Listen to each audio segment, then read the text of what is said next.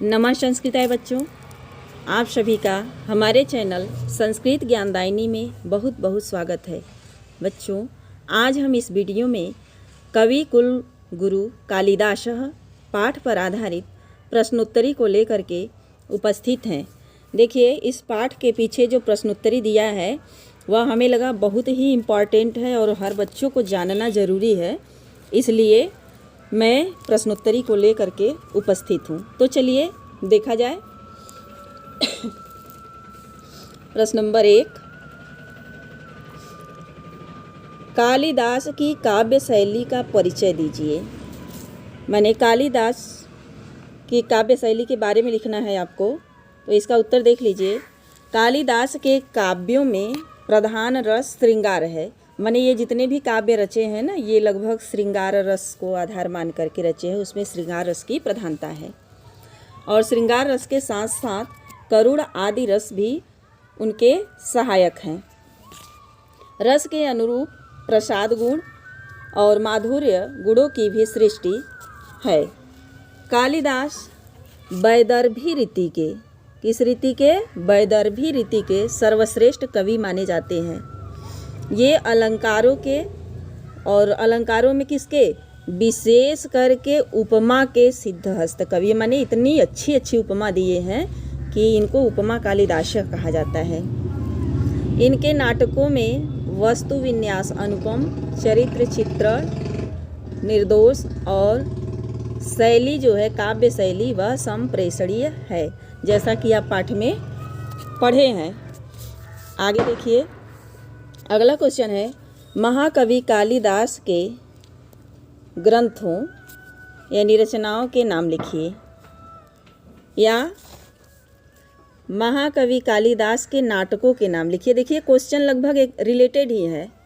या फिर महाकवि कालिदास द्वारा रचित 2 महाकाव्यों के नाम लिखिए। या फिर कालिदास द्वारा रचित विभिन्न ग्रंथों के नाम लिखिए। या रघुवंश महाकाव्य किसकी रचना है? इसके माने सबका जो आंसर है आपको इसमें मिल जाएगा। बड़े ध्यान से आप देखिए। तो कालिदास को देववाणी का विलास कहा जाता है। देववाणी यानी संस्कृत का। संस्कृत भाषा को और समस्त सौंदर्य इनकी रचनाओं में साकार हो जाता है। इन्होंने रघुवंशम और कुमार संभवम ये 2 महाकाव्य लिखे। माने रघुवंश और कुमार संभव इनके क्या है? 2 महाकाव्य हैं। तो ऊपर क्वेश्चन भी पूछा है रघुवंश महाकाव्य किसकी रचना है, तो आप कालिदास की रचना बतलाएंगे।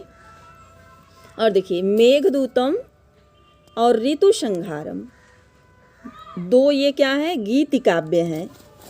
क्या है ये? गीति काव्य। ध्यान में रखिए एकदम। मालविकाग्निमित्रम और विक्रमोर्वशीयम एवं अभिज्ञान शाकुंतलम ये 3 नाटक हैं। मतलब ये 3 क्या है? नाटक है। तो एक बार फिर से देख लीजिए। रघुवंशम कुमार संभवम ये 2 महाकाव्य हैं। मेघदूतम ऋतु संहारम ये गीति काव्य हैं। इसे खंड काव्य भी कहा जाता है। और मालविकाग्निमित्रम, विक्रमोर्वशीयम और अभिज्ञान शाकुंतलम ये महाकवि कालिदास के 3 नाटक हैं। तो जो भी 3, 4, 5 प्रश्न थे सबके आंसर इनमें समाहित है। अगला देखिए क्वेश्चन, महाकवि कालिदास के विषय में क्या जनश्रुति है? माने कालिदास के विषय में जनश्रुति माने लोगों के द्वारा क्या कहा गया है, तो क्या प्रसिद्ध है? चलिए देखा जाए। कालिदास के विषय में जनश्रुति प्रसिद्ध है कि ये विक्रमादित्य के सभारत्नों में से एक थे। किंतु विडंबना यह है कि कोई विद्वान इन्हें चंद्रगुप्त द्वितीय के समकालीन मानता है, तो कोई उज्जैन के राजा विक्रमादित्य के समकालीन मानता है। इस महान कवि को सभी अपने अपने देश में उत्पन्न मानते हैं। कुछ विद्वान इन्हें कश्मीर में उत्पन्न मानते हैं और तो कुछ बंगाल में उत्पन्न मानते हैं। तो देखिए, माने इनकी महानता है कि जितने भी लोग हैं, जहाँ के भी रहने वाले लोग हैं, सभी लोग अपने अपने यहाँ के सिद्ध करना चाहते हैं। तो देखिए जो बंगाल के निवासी हैं वह बंगाल देश में उत्पन्न मानते हैं, कश्मीर में रहने वाले कश्मीर देश में उत्पन्न मानते हैं, और उज्जैनी में जो रहने वाले लोग हैं उन्हें उज्जैनी का समझते हैं। तो देखिए जहाँ तक इनके ग्रंथों को पढ़ने से यह अनुमान लगाया जाता है कि जो कवि हैं उनका उज्जैनी के प्रति विशेष अनुराग रहा, मतलब बहुत प्रेम था। जितना अच्छे से वर्णन उज्जैनी का किए हैं उससे सिद्ध होता है कि ये वास्तव में उज्जैनी के ही रहने वाले थे। तो आगे देखिए अगला क्वेश्चन देखिए, प्रश्न नंबर 4। कालिदास को सर्वश्रेष्ठ कवि कहे जाने का कारण बताइए। यह क्वेश्चन है कि कालिदास को कवि कुल गुरु क्यों कहा जाता है। तो इसका आंसर है, कालिदास की रचनाओं में काव्योचित गुणों के समाहार के साथ साथ भारतीय जीवन पद्धति की सर्वांगीणता सुशोभित होती है। उनका काव्य सहृदय जनों को प्रभावित करने में समर्थ है। हिमालय से लेकर समुद्र पर्यंत तक जितनी भी भारत के गौरव की गाथाएं हैं उन सभी को कालिदास ने अपनी रचनाओं में निबद्ध किया। बालक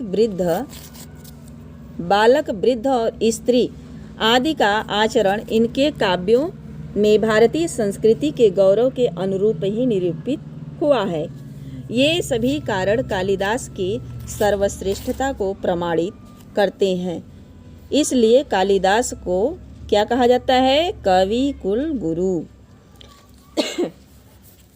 तो देखिए आप इसके पाठ में इसका हिंदी अनुवाद आप देखिए, बहुत अच्छे से आपको आंसर समझ में आ जाएगा। कहा गया हिमालय से लेकर के समुद्र पर्यंत भारत की जो गौरव गाथा है कालिदास ने अपनी रचनाओं में ऐसा निबद्ध किया है जैसे कि बिना आँखों से देखे तो उसका वर्णन हो ही नहीं सकता है। और बालक वृद्ध स्त्री आदि के साथ कैसा आचरण करना चाहिए और भारतीय संस्कृति के गौरव के क्या है जो अनुरूप है वही मैंने उसी का वर्णन अपने काव्यों में ये किए हैं। तो यही सब कारण है कि कालिदास को कवियों में जैसे कुल गुरु माना जाता है, कवि कुल गुरु कहा जाता है। आगे देखिए प्रश्न नंबर 5। महाकवि कालिदास की रचनाओं का परिचय दीजिए। देखिए ये क्वेश्चन हो गया है, अभी रचनाओं के बारे में ही आप ऊपर पढ़े हैं। अगला देखिए प्रश्न नंबर 6। मेघदूतम में कवि ने किसका वर्णन किया है। तो देखिए मेघदूतम में महाकवि कालिदास ने विरह से उत्कंठित यक्ष की प्रेम विह्वलता तथा बाह्य प्रकृति व अंतः प्रकृति का मर्मस्पर्शी वर्णन किया है। मेघदूत कभी आप मन से पढ़िए तो एकदम मन खुश हो जाएगा। उसमें क्या है कि यक्ष और यक्षिणी के विरह से उत्पन्न प्रेम का वर्णन किया गया है। और आगे देखिए अगला क्वेश्चन, कालिदास का जीवन परिचय लिखिए। महाकवि कालिदास संस्कृत के कवियों में क्या थे, मूर्धन्य और विश्व के महानतम कवियों में से एक हैं। उनका जन्म कब कहाँ हुआ इस विषय में एक मत नहीं है। एक जनश्रुति के अनुसार ये विक्रमादित्य के सभा रत्नों में से थे। और देखिए माना भी जाता है ये चंद्रगुप्त विक्रमादित्य के समकालीन विद्वान थे, आसपास के थे चंद्रगुप्त द्वितीय के। कश्मीर में रहने वाले विद्वान इन्हें कश्मीर में उत्पन्न मानते हैं और जो बंगाल में रहने वाले लोग हैं इन्हें बंगाल में उत्पन्न मानते हैं। रचनाओं में वर्णित तथ्यों के आधार पर इन्हें ब्राह्मण कुल में का माना जाता है कि मन ब्राह्मण थे ये और शिव के भक्त थे। निष्कर्ष रूप में कहा जाता है कि इनका जो जीवन वृत्त है सभी प्रकार के अज्ञान से छिपा हुआ है, माने अज्ञान के अंधकार में ढका हुआ है।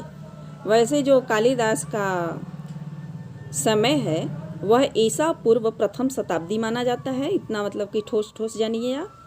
और ये चंद्रगुप्त विक्रमादित्य के समकालीन थे, माने सभा रत्नों में से एक थे और ये जाति से ब्राह्मण थे और शिव के भक्त थे, और शिव भक्त होने के बावजूद भी मतलब इनकी भक्ति और हर जगह थी।